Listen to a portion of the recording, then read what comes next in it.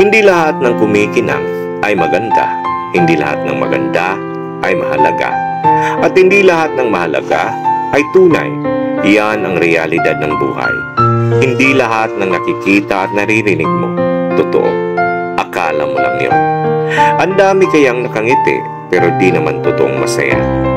Ang dami kayang nakatira sa malalaking bahay, may malalawak na ari-arian at may magagarang sasakyan pero di naman totoong masaya.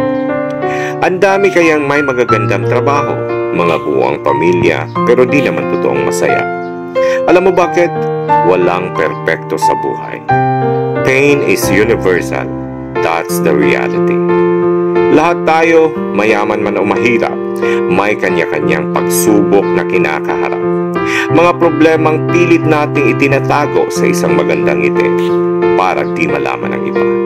Dahil ang totoo, ang buhay ay puno ng pagsubok. Pagandahan na lang sa pagdadala. Good morning!